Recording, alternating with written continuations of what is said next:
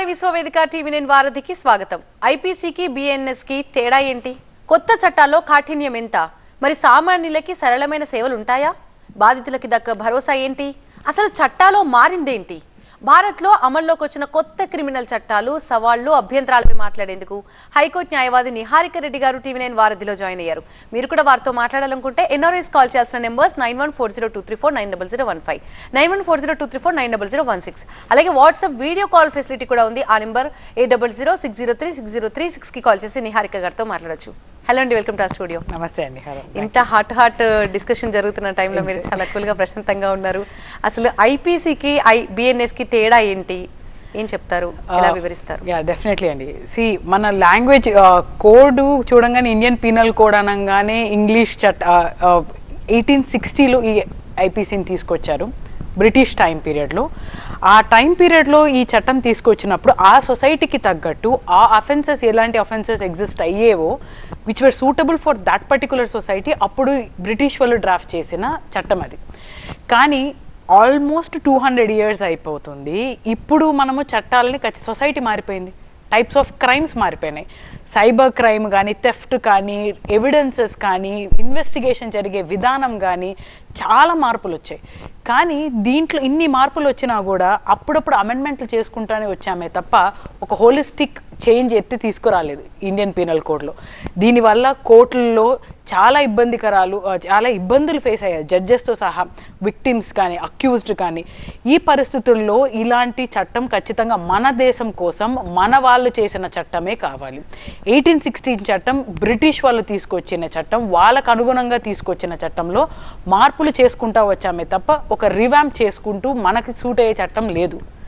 So చట్టం లేదు కాబట్టి 1860 యాక్ట్ని రివాంప్ చేస్తూ this is the new legislation that is brought. So which is very very important for the society అని నేను feel అవుతున్నాను ప్రస్తుతానికి. మీరు ఎందుకంత కూల్గా కనిపించారు అని అడగడానికి రీజన్ ఏంటంటే, కొత్త చట్టాల ద్వారా బాధితులకి దక్కే భరోసా ఏంటి? జనరల్గా బాధితులకి ఎలాంటి భరోసా ఉంటుందనే దానిపై అందరికీ ఉత్కంఠ ఉంది. మీరు చూస్తే మరి దీనికి భరోసా ఎక్కువగానే ఉండే అవకాశాలు ఖచ్చితంగా అండి. చాలా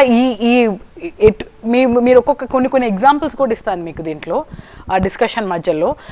చాలా జడ్జిమెంట్స్లో సుప్రీంకోర్టు, హైకోర్ట్స్ చెప్పుతూ వాళ్ళ లిమిటేషన్స్ చెప్పుకుంటారండి. ఇలా మార్పు ఉంటే బాగుండేది, ఇలా జరిగితే బాగుండేవి, అవన్నీ పరిగణనలో తీసుకొని చట్టం చేసిన ఇది. సో అందుకని ఇది victim based, justice based, not just for the punishment. మీరు చూస్తే ఐపీసీలో అవంతా పనిష్మెంట్ బేస్డ్ ఉంటుంది, కానీ ఇక్కడ విక్టిమ్ బేస్డ్, యాక్చువల్గా జస్టిస్ బేస్డ్. వాళ్ళకి స్పీడీ జస్టిస్ జరగాలని ఒక ముఖ్య ఉద్దేశంతో ఈ చట్టాన్ని తెచ్చారు కాబట్టి, మన కోసం తెచ్చారు కాబట్టి, ప్రజల కోసం, ఈ దేశానికి సూట్ అయ్యేటట్టు, ఈ కరెంట్ టైమ్స్కి సూట్ అయినట్టు. That's a reason I mean చాలా ప్రశాంతంగాను హ్యాపీగా ఉన్నాను ఈ చట్టం చూశాక కూడా. కొత్త క్రిమినల్ చట్టాలపై ఒక న్యాయవాదిగా మీ అభిప్రాయం ఏంటంటారు? ఈ కొత్త క్రిమినల్ చట్టాలలో ఇప్పుడు ప్రస్తుతానికి ఒక వర్గం ఉంటారండి, ఒక న్యూ లా తేవంగానే ఇమ్మీడియట్గా దాన్ని రిజెక్ట్ చేయడము, లేకపోతే ఇమ్మీడియట్గా హోలిస్టిక్గా యాక్సెప్ట్ చేయడం. ఏ చట్టమైనా కూడా time will answer the question.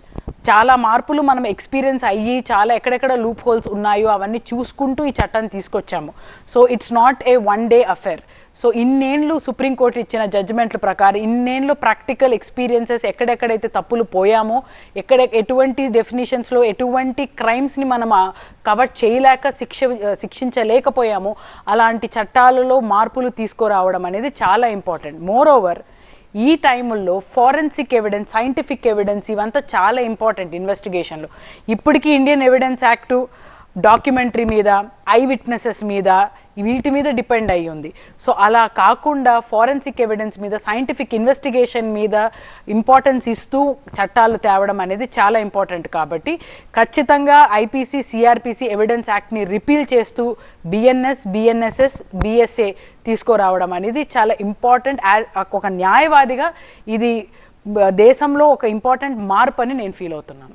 ఇందాక మీరు అన్నట్టు కొంతమంది వ్యతిరేకిస్తున్నారు. అసలు మెయిన్ రీజన్స్ ఏంటనుకోవచ్చు? ఈ వ్యతిరేకించడం గల కారణాలు ఏమై ఉండొచ్చు అంటారు? ఇప్పుడు ఎవరైతే వ్యతిరేకిస్తున్నారు, చాలా వరకు మీరు చట్టాలు చూడండి, ఏ కొత్త చట్టం వచ్చినా దాన్ని ఫస్ట్ వ్యతిరేకిస్తారు.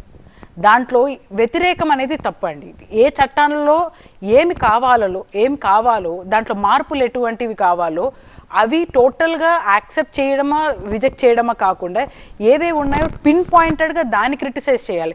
మీరు ఒకటి గమనించినట్లయితే ఐపీసీకే కాదు, ఇది ఫార్మ్ బిల్స్కి వ్యతిరేకత లేదా, సిఏకి వ్యతిరేకత ఉన్నింది, ఏ చట్టం తీసుకొచ్చిన జిఎస్టీకి వ్యతిరేకంగా ఉన్నారు. సో ఏదైనా ఫస్ట్ ఒక చట్టం తీసుకురాగానే ఆటోమేటిక్గా ఫస్ట్ వచ్చేది అపోజిషన్ మాత్రమే. సో వీ షుడ్ కొత్త చట్టం తెస్తున్నారని అపోజ్ చేయకూడదు, దాంట్లో ఎంత మంచిదో వినాలి, అర్థం చేసుకోవాలి, యాక్ట్ని ఇంటర్ప్రిట్ చేసిన వాళ్ళతో అర్థం చేసుకోగలిగితే దీంట్లో ఉన్న ఎంత ఇంపార్టెన్స్ మనకు అందరికీ అర్థమవుతుంది, దీంట్లో ఉన్న చేంజెస్ ఏంటని ప్రతి ఒక్కరికి అర్థమవుతుంది. కాలర్ లైన్లో ఉన్నారండి ఫ్రమ్ రెడ్ డాట్, రాజు గారు. నమస్తే అండి, ఇద్దరికి ఒక 2 క్వశ్చన్స్ ఉన్నాయి కొంచెం క్లారిఫికేషన్ కోసం అండి. ఒకటి ఏంటంటే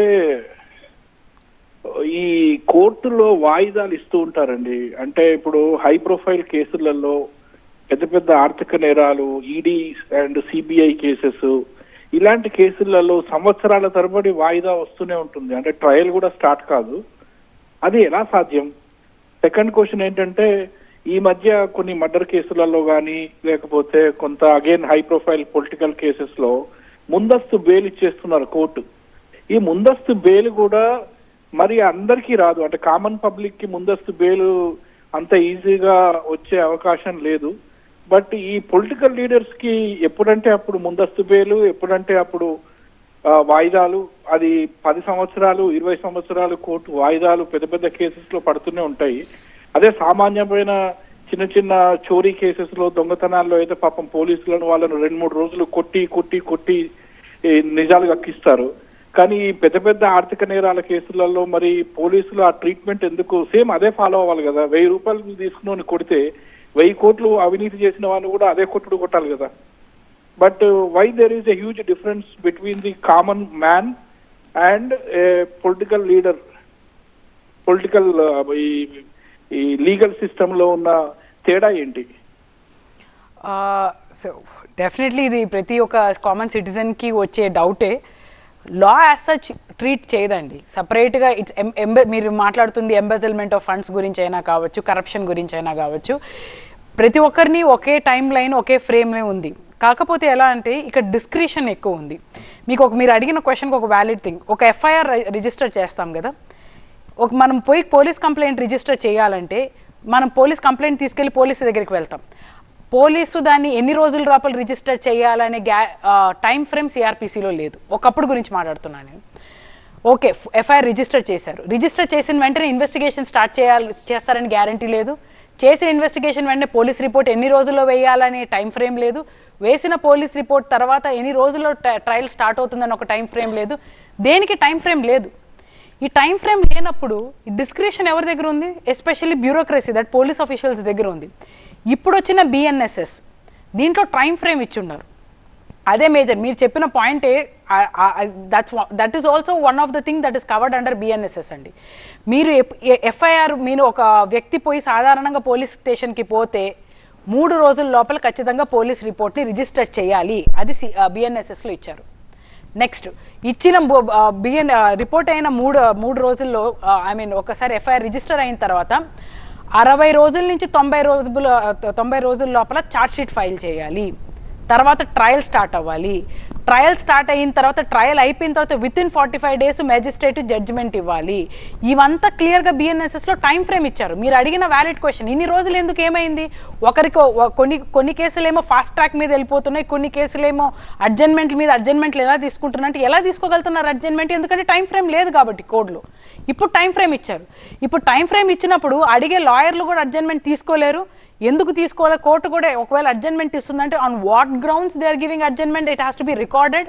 సో ఇలాంటి పరిస్థితులు మళ్ళీ రాకూడదు కాబట్టే తారీఖ్ అనేది ఒక ఫేమస్ ఉండింది కాబట్టి, సో అలాంటి అడ్జన్మెంట్స్ ఇవ్వకూడదు. హై ప్రొఫైల్ కేసెస్ అయినా సరే, ఏ కేసెస్ అయినా with in 3 years the case has to be closed. So ఆ టైం ఫ్రేమ్ అనేది చాలా important. As a ordinary citizen everyone will require that, everyone will demand for that kind of a thing.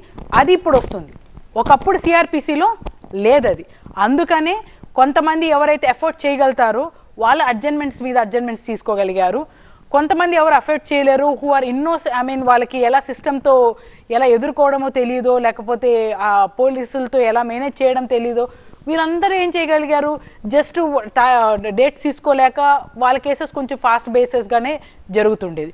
That is the major difference between the CrPC and ఇప్పుడు BNSS కూడా. So time frame is very very important అండి. ఇప్పుడు ఆ time frame వస్తుంది.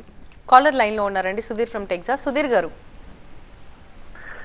నమస్తే నిహారిక గారు, thank you అండి. చాలా మంచి ఇన్ఫర్మేషన్ మీరు షేర్ చేసుకున్నారు టీవీ9 ద్వారా. టీవీ9కి మీకు ధన్యవాదాలు. థ్యాంక్ యూ అండి. మనం చాలా ఒక బేసిక్ క్వశ్చన్ ఉంది. ఎందుకంటే ఏదైనా ఒక కేసులో తప్పనిసరిగా మనం లాయర్ని హైర్ చేసుకోవాలా? ఎందుకంటే చాలా వరకు మనం పారాలీగల్, పారామెడికల్ ఇట్లా చూస్తా ఉన్నాం కదా. ఎవరికైనా నాలెడ్జ్ ఉండి అంటే లీగల్ గా నాలెడ్జ్ ఉండి వాళ్ళే కోర్టులో డిఫెండ్ చేసుకోవడానికి, వాళ్ళ కేసుకు వాళ్ళే వాదించుకోవడానికి కోర్టులో ఏమన్నా అనుమతులు ఉన్నాయా? ఒకవేళ అనుమతులు ఉంటే స్వచ్ఛంద సంస్థలు కానీ ఈ లీగల్ ఎంటిటీస్ కానీ ఎందుకు సామాన్య పౌరులకి ఈ లీగల్ ఇష్యూస్ మీద ఒక ట్రైనింగ్ లాంటిది ఇవ్వరు? అది ఇచ్చినట్టయితే సామాన్యుడు కూడా జడ్జి ముందు తన వాదన వినిపించుకునేందుకు తనకున్న అనేక అంశాలని జడ్జి ముందు ప్రస్తావించడానికి అవకాశం ఉంటుంది కదా. ఎందుకు మన సొసైటీ ఆ సామాన్య పౌరుల్ని లీగల్ నాలెడ్జ్ పెంచుకోవడానికి ఎందుకు వాడికి ఎంకరేజ్ చేయట్లేదు అనేది ఒక ఫస్ట్ క్వశ్చన్ అండి. రెండవ అంశం ఏంటి అంటే ఎన్ఆర్ఐస్ పాయింట్ ఆఫ్ వ్యూలో మీరు చాలా మంది చూస్తుంటారు. ఇప్పుడు మీరు ఆన్లైన్ కూడా SMS అండ్ ఈమెయిల్ అవన్నీ కూడా ఈ బిఎన్ఎస్ లో వచ్చినాయి కాబట్టి ఎన్ఆర్ఐస్ కూడా ఏమన్నా జీరో ఎఫ్ఐఆర్ ఫైల్ చేయడం కానీ, ఆన్లైన్ లో కేసుల గురించి లీగల్ డిపార్ట్మెంట్ కానీ పోలీస్ డిపార్ట్మెంట్ తో మాట్లాడటానికి కానీ ఈ కొత్త చట్టంలో అవకాశాలు ఉన్నాయా? ఈ రెండు అంశాల మీద మీరు వివరిస్తే బాగుంటుంది నిహారిక గారు. Thank you very much. ఖచ్చితంగా అండి. ఫస్ట్లీ లాయర్ని పెట్టుకోవాలి అనేది మ్యాండేటరీ ఏం కాదు. Every one has a right to represent themselves in the court. వాళ్ళకి ఆ రైట్ ఉందండి. అది హైకోర్ట్ అయినా సరే, సుప్రీంకోర్ట్ అయినా సరే, ఈవెన్ లోవర్ కోర్ట్ అయినా సరే, ఇట్స్ నాట్ నెసెసరీ లాయర్ని పెట్టుకోవాలనే కంపల్షన్ ఏం లేదు. కాకపోతే ఆ లీగల్ న్యూఆన్సెస్ అంతా ఒక లాయర్కి బాగా తెలుస్తుంది కాబట్టే లాయర్ని హైర్ చేసుకుంటే బెటర్ అని చెప్తారే తప్ప ఇట్స్ నాట్ మ్యాండేటరీ. మీరు వాదించగలుగుతారు, మీ కేసుని మీరు బాగా రిప్రజెంట్ చేయగలుగుతారు అంటే ఖచ్చితంగా మీకు ఆపర్చునిటీ ఉంది. నాకు పెట్టుకోను నేను లాయర్ అన్నా కూడా కోర్టే మిమ్మల్ని కంపల్ చేయదు. కానీ ఇంకొక ముఖ్యమైన థింగ్ మీరు అబ్జర్వ్ చేయాల్సింది ఏంటంటే ఫ్రీ లీగల్ ఎయిడ్ ఉందండి. అది మన రాజ్యాంగమే మనకి ఒక ఎనేబుల్ చేసిన ఒక ప్రావిజన్. దాని కింద లీగల్ సర్వీసెస్ అథారిటీ యాక్ట్ అని పాస్ చేశారు కంట్రీ వైడ్గా. సో ప్రతి ఒక్క కోర్టు, ఇండియాలో ఉండే ప్రతి ఒక్క కోర్టులో with in that court limits మీకు ఫ్రీ లీగల్ ఎయిడ్ ఉంటుంది. సో మీరు ఒకవేళ ఒక మనిషి ఎఫర్ట్ చేయలేకపోతే ఆ ఫ్రీ లీగల్ ఎయిడ్ని కూడా హైర్ చేసుకునే ఆస్కారం కూడా మన మన చట్టాలు మనకి ఇచ్చాయి. ఇవి కాదు, ఫ్రీ లీగల్ ఎయిడే కాదు, నేనే నా కేసుని ఆర్గ్యూ బాగా చేసుకోగలుగుతాను, I don't require a lawyer అంటే you're free to do so. No one will be compelled on that point. But coming to కానీ క్వశ్చన్ ఇక్కడ ఎక్కడ వస్తుందంటే అండి, మనము ఈ అవేర్నెస్ క్రియేట్ చేయడం అనేది that is a very important aspect that everyone has to understand.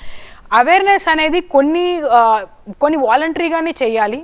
ప్రజలలో కూడా చాలా వాలంటరీగా వాళ్ళ రైట్స్ తెలుసుకోవాలి. సివిల్ సొసైటీ ఆర్గనైజేషన్సే కానీ సే ఫర్ ఎగ్జాంపుల్ ఇప్పుడు టీవీ9 చూడండి, it's a very good initiative by this channel.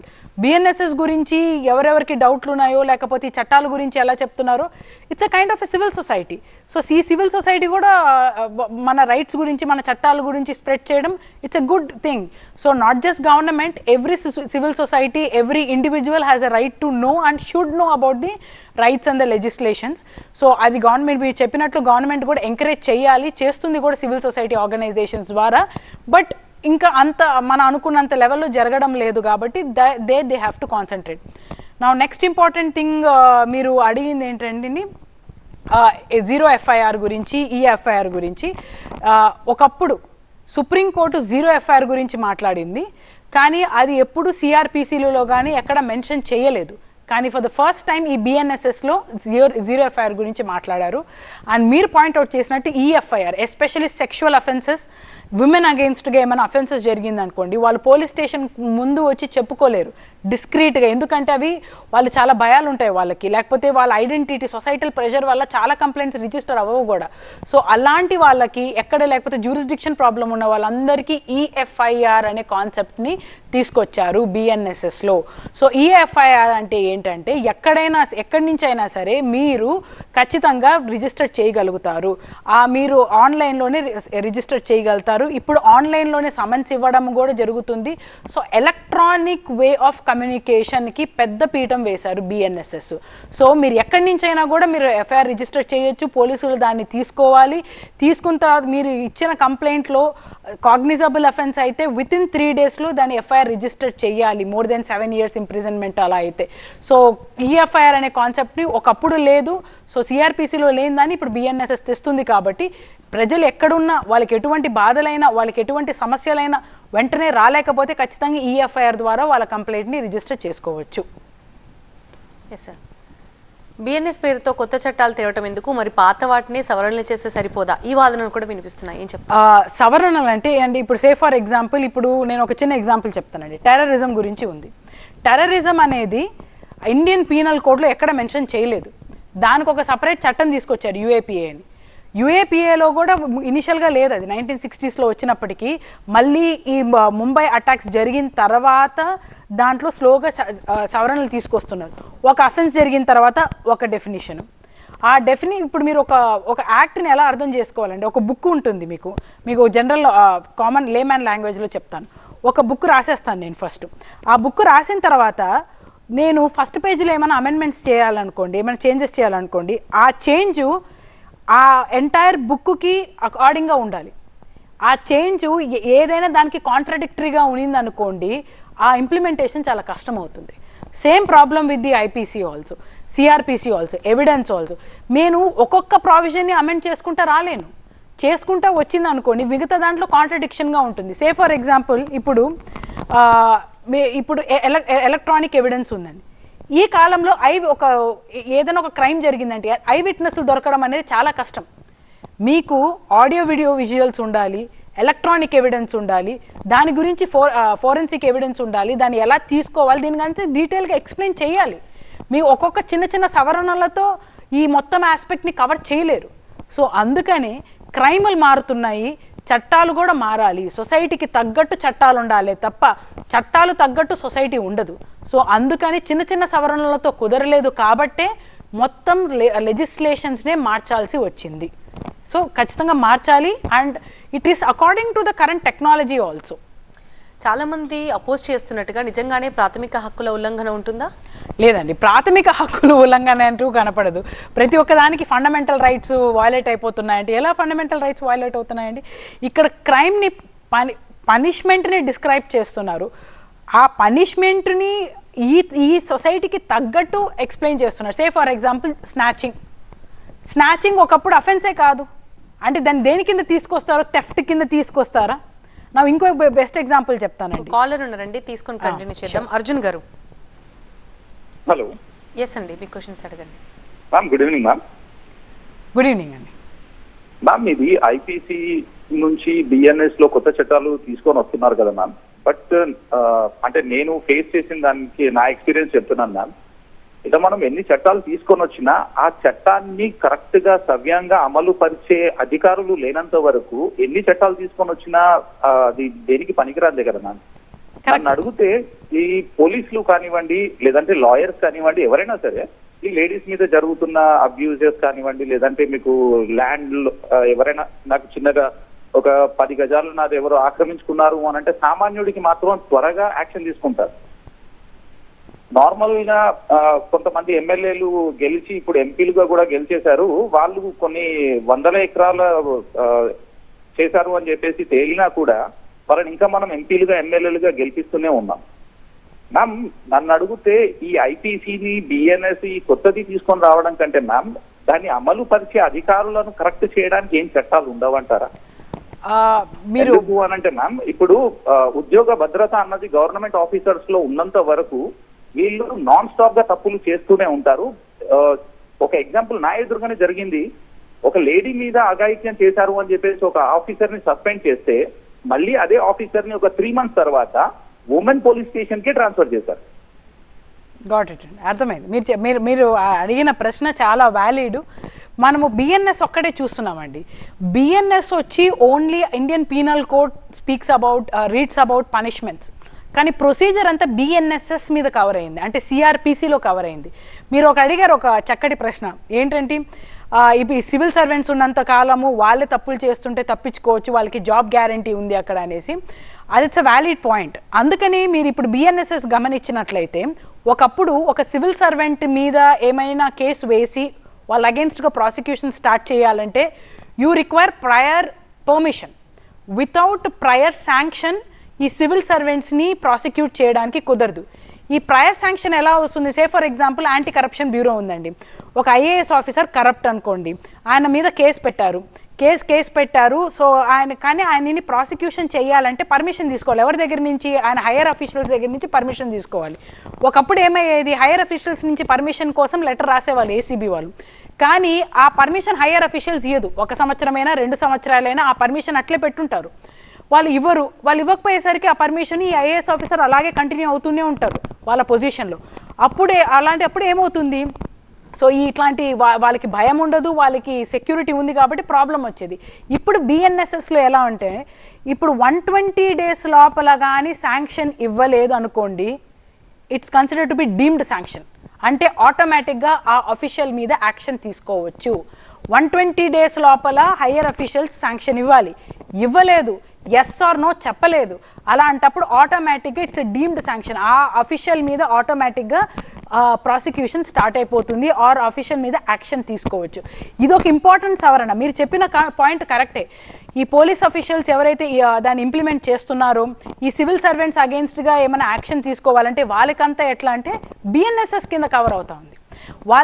వాళ్ళ పవర్స్ ఏంటి, వాళ్ళ డిస్క్రిషనరీ పవర్స్ తగ్గించేయడము, మెజిస్ట్రేట్స్కి మోర్ పవర్స్ ఇవ్వడము, యూనిఫామిటీ తీసుకురావడము, ఇవంతా బిఎన్ఎస్ఎస్లో తీసుకొస్తారు. ఒకప్పుడు వైడ్ డిస్క్రిషనరీ పవర్స్ ఉన్నింది, ఇప్పుడు ఆ పవర్స్ అంతా తగ్గిస్తూ ఉన్నారు.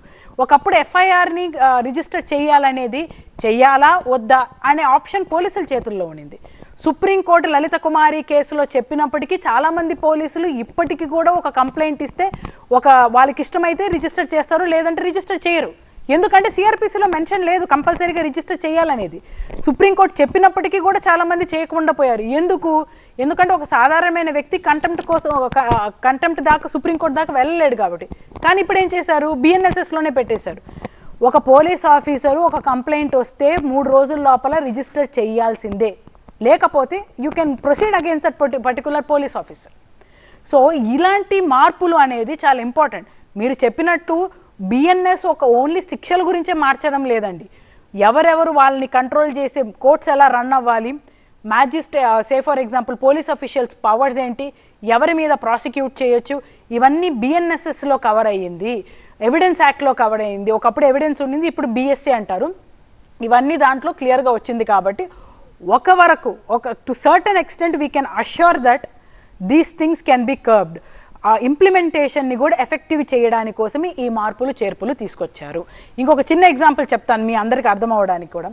ఒకప్పుడు సర్చ్ సీజర్ జరిగేదండి, పోలీసులు ఏమైనా పట్టుకోవడానికో, లేకపోతే ఒక ఇంటికి వెళ్ళారో, లేకపోతే ఒక కార్ ఆపి నార్కోటిక్స్ డ్రగ్స్ దొరికాయి, లేకపోతే ఒక ఇంట్లో ఏమైనా దొరికాయని చెప్పడానికి ఏం చేసేవాళ్ళు, వాళ్ళే డైరెక్ట్గా పోయి ఏమేమి దొరికాయో అని ఒక లిస్ట్ రాసుకునేవాళ్ళు. అది రాసుకునేటప్పుడు ఎవరు ఉంటారు, విట్నెస్లు ఎవరైనా ఉంటారు. So there is a chance to implant, వాళ్ళే అక్కడ తెచ్చి పెట్టే ఆస్కారం ఉంది, ఇన్నోసెంట్లీ ఫ్రేమ్ చేసే ఆస్కారం ఉంది. కానీ ఇప్పుడు కొత్తగా వచ్చిన చట్టాల్లో ఏంటి, ఈ బిఎన్ఎస్ఎస్లో బిఎస్ఏలో ఏంటంటే ఆడియో వీడియో రికార్డింగ్. మీరు సర్చ్ అండ్ సీజర్ చేసేటప్పుడు ప్రతి ఒక్క పోలీస్ ఆఫీసరు విట్నెస్లతో పాటు ఆడియో వీడియో రికార్డింగ్ జరగాలి. సో వాళ్ళు ఇంప్లాంట్ చేయడానికి, అక్కడ కొత్తగా వాళ్ళు ప్లాంట్ చేయడానికి ఆస్కారం తగ్గిపోతుంది. సో ఇవంతా ఎందుకండి ఈ మార్పులు? To control whom? It is actually to control the police officials, the ones who implement these laws. అందుకనే ఇది ఇంపార్టెంట్ చట్టం అని నేను ఫీల్ అవుతున్నాను. సామాన్యులకు సరళమైన సేవలు ఉంటాయి అనేది కూడా చాలా మందికి ఉండే డౌట్. ఇది ఎంత వేగంగా న్యాయం జరుగుతుంది అని కూడా చాలా మందికి ఉన్న అపోహ ఆర్ డౌట్స్. చాలా వరకు ఏం చెప్తారు? ఖచ్చితంగా అండి, ఇది మనకు ఒకప్పుడు టైం ఫ్రేమ్స్ లేదండి.